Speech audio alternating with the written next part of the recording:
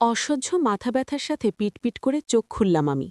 নিজের অবস্থান বোঝার জন্য চোখ মুখ হালকা কুঁচকে ফোলা ফোলা চোখ নিয়ে চারপাশে নীরবে তাকাই। চোখের সামনে সবকিছু ঝাপসা দেখতে পেয়ে ধীর গতি হালকা নাড়াচাড়া করতে নিজেকে আবিষ্কার করি বাঁধা অবস্থায়। চারদিকে ঘুটঘুটে অন্ধকারে ছেয়ে আমার চারপাশে। প্রথমে বিষয় বুঝতে আমার খানিকটা সময় লেগে যায়। পর মুহূর্তে নিজের অবস্থান বুঝতে পেরে আতঙ্কে উঠি আমি।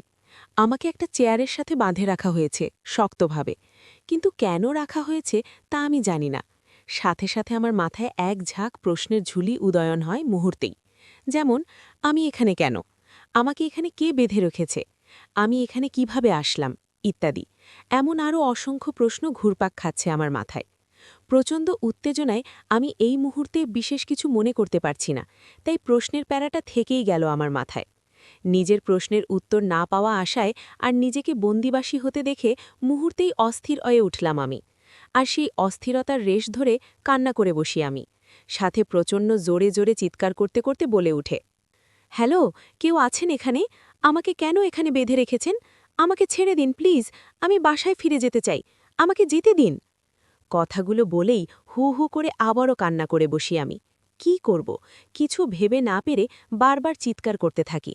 কারণ আমার চারপাশের পরিবেশটা খুবই ভয়ানক আর থমথমে, গা শিউরে ওঠার মতো। চারদিকে এতটাই নিস্তব্ধ যে বারবার আমারই কান্না আওয়াজ ভেসে আসছে প্রতিধ্বনি হয়ে। ভয়ানক আর বিদঘুটে অবস্থায় পড়ে আছি আমি। আমার কান্না আওয়াজ ছাড়া একটা পোকার আওয়াজও পাচ্ছি না আমি। এই মুহূর্তে কি করব আমি, কিছুই জানা নেই আমার। বারবার পরিবারের কথাই মনে হচ্ছে আমার। তাদের সাথে আমার আর দেখা হবে কিনা তাও জানি না আমি। কিছুই জানি না আমি।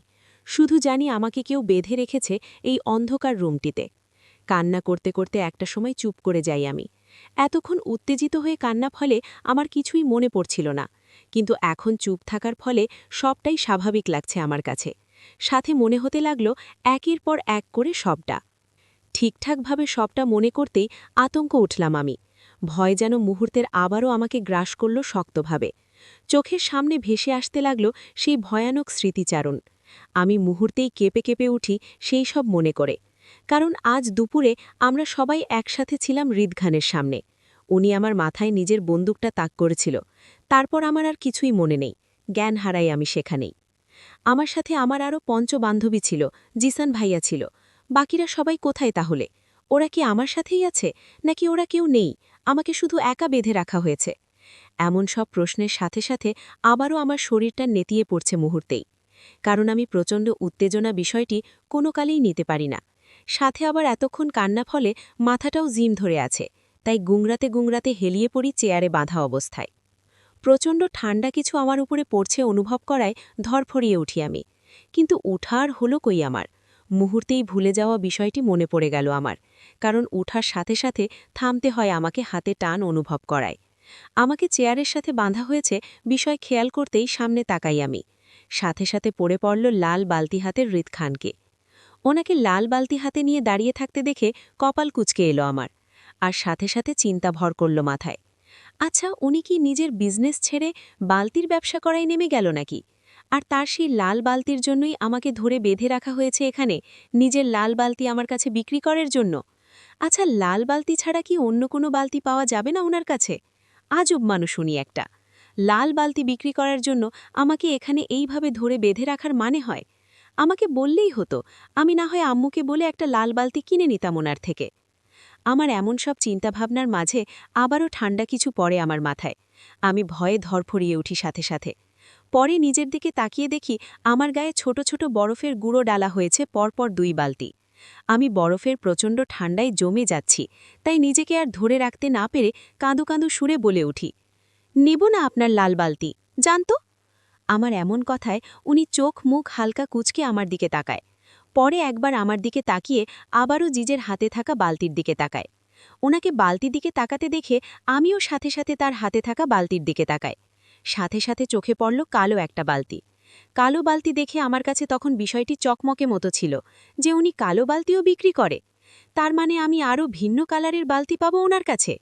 তাই আমি আমার চোখ দুটো বড় বড় করে আবারও প্রশ্ন করে বসি, আপনার কাছে কালো বালতিও আছে?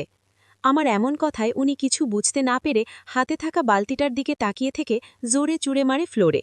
সাথে সাথে আমি কেঁপে উঠি ওনার এমন আচরণে। ওনার দিকে করুণভাবে তাকাতেই উনি সামনে বসে পড়েন চেয়ারের পায়ের ওপর পা তুলে। আমি ওনাকে এইরূপ বসতে দেখেও ভাবান্তর হয় না আমার। আমি ওনার দিকে এক পলক তাকিয়ে থেকে আবারও তাকাই ফ্লোরে ভাঙা বালতির দিকে। দৃষ্টি আমার সেখানেই রেখে বলে উঠি, আমি আপনার ভাঙা বালতি নিব না, আমাকে ভালো বালতি দিতে হবে। বলেই ওনার দিকে তাকাই আমি। ওনার ফেসটা তখনও ছিল স্বাভাবিক, না কোনো রাগ না অন্য কিছু। গম্ভীর মুখ বসে আছে আমার সামনে। আমাকে ওনার দিকে করুণভাবে তাকিয়ে থাকতে দেখে উনি আয়েশ করে বসে বলে ওঠে, লুক, তোমাকে এখানে বাধা হয়েছে মেরে ফেলার জন্য। তুমি কি মরতে প্রস্তুত আছো? আমি কাউকে মারতে গেলে তাকে পার্সোনালভাবে কখনোই জানতে চাই না আমি, কিন্তু তোমারটা চাইছি, কারণ তুমি একটা মেয়ে তাই আর কি। তোমাকে সম্মান দেখানোর জন্য বলা আর কি। তো তুমি কি বলো? ওনার এমন কথায় মেজাজ খারাপ হয়ে গেল মুহূর্তে। এই লোকটা কত নাম্বার পাগল হলে একটা মেয়েকে মরার অফার করে আল্লাহ জানে। আমি রাগটা বজায় রেখে দাঁতে দাঁত চেপে বলে উঠি, আপনি নামক প্রাণীটাকে লবণ সাথে অনেক বেশি মরিচ গুঁড়ো মিশিয়ে এমনি এমনি গিলে ফেলতে ইচ্ছে করছে। আপনি এতটা খারাপ কিভাবে হতে পারেন? আপনি খারাপ মানুষ, আপনি প্রচণ্ড রকমের খারাপ মানুষ একটা। আমার এমন কথায় উনি আমার দিকে ভ্রূণ কুঁচকে তাকায়। পরে রেগে ঝাঁঝালে কণ্ঠে বলে ওঠে, তোমার কাছ থেকে কি আমি সার্টিফিকেট নিতে এসেছি ভালো খারাপের? আগে গুলি করি, তারপর ওপারে গিয়ে হিসাব করিও কে ভালো কে খারাপ, তার আগে নয়। পরে আমাকে ভালো খারাপের সার্টিফিকেট দিতে এসো স্বপ্নে, এখন মেরে দেয় আগে। ওনার কথায় দমে যায়নি আমি। রাগটা যেন মাথায় চেপে বসেছে আমার। তাই রেগে রি করতে করতে বলে উঠি, দেন, মেরে দেন আমাকে। আপনাকে দেখলে বড্ড গা জ্বলে আমার। সাথে এই চিন্তাটাও আসে, একটা মানুষ কতটা ভয়াবহ আর খারাপ হলে বাবার বয়সের মানুষকে মারতে পারে। আপনার প্রতি আমার প্রচণ্ড রকমের ঘৃণা আসে বারবার। তোমাকে কি আমি প্রেম করার জন্য বেঁধে রেখেছি? বারবার ঘৃণা করা কথা শোনাচ্ছ আমায়? তীক্ষ্ণ দৃষ্টিতে তাকিয়ে থেকে উনি খানিকটা থেমে হাতে থাকা বন্দুকটা ঘুরিয়ে দেখতে দেখতে স্বাভাবিক কণ্ঠে আবারও আমাকে উদ্দেশ্য করে বলে ওঠে, ধার্স, আই লাইক ইয়োর ধার্স। তবে এটা অন্য কারো জন্য তুলে রাখো, আমার জন্য না। আর তোমার ধারণা বাহির আমি খারাপ, তাই আমাকে বারবার খারাপ বলে সম্বোধন করা বন্ধ করো। তোমার সাথে শান্তভাবে কথা বলছি বলে যে আমি শান্ত ছেলে হয়ে গেলাম, সেটা কিন্তু মোটেও সত্য না। তাই অহেতুক আমাকে খেপিয়ে লাভ নেই। এতে করে তোমার সাথে সাথে বাকিরাও সমস্যায় পড়তে পারে। আর তো ওনাকে বাকি কথাগুলো বলতে না দিয়ে দ্রুততার সঙ্গে তাড়া দিয়ে প্রশ্ন করে বসি, আমার পঞ্চবান্ধবী আর জিসান ভাইয়া কোথায় আছে? আপনি কি করেছেন তাদের সাথে? আছে, স্বাভাবিকভাবেই। ওনার এমন উত্তরে আরও মাথা খারাপ হয় আমার। তাই সে মাথা খারাপ ভাবটা নিয়ে ওনাকে আবারও বলে উঠি, আছে মানে কি? তাদেরকে আমার সামনে নিয়ে আসুন, অসভ্য বাজে লোক একটা আপনি। অসভ্য, বাজে, খারাপ, ঘৃণা, এই চারটি শব্দ যে আমার জীবনে কতটা ভয়াবহতা সৃষ্টি করেছে তা আমাকে হৃদখান বোঝায় ভেঙে গুলিয়ে। আমার মুখে এইসব কথা শুনে আর নিজের ধরে রাখতে না পেরে সাথে সাথে চেয়ার থেকে উঠে এক হাতে আমার গাল আর অন্য হাতে শক্ত করে চুলের মুঠি ধরে। পরে টগবগে হয়ে ওঠা রাগটা দমিয়ে রাখতে না পেরে গাল চেপে ধরা হাতটা আরও শক্ত করে চেপে ধরে, দাঁতে দাঁত চেপে বলে ওঠে, তোকে আমার সাথে ধার্স দেখাইতে মানা করছিলাম না আমি? তারপরও দেখালি। আমাকে না আংলাতে পারতিস? এবার এটার জন্য কতটা চুকাতে হয় তোকে দেখ। বলেছিলাম রাগাস না আমাকে। এবার আমিতে মেতে উঠব, আর সেই সাথে তোকেও পুরাবো বরাবরই। যেটা না করতে চাইছিলাম না, এবার সেটাই করব আমি। বলেই আমার গাল ছেড়ে দিয়ে জোরে জোরে আসিফকে ডাকতে লাগল উনি। আমি ওনার এইরূপ চিৎকারে দমে যাই ভয়ে, তাই অশান্ত মনে শান্ত হয়ে বসে আছি ওনার সামনে। ওনার চিৎকারের সাথে সাথে হততম্ভ হয়ে দৌড়ে রুমে উপস্থিত হয় আসিফ নামক পদার্থটি।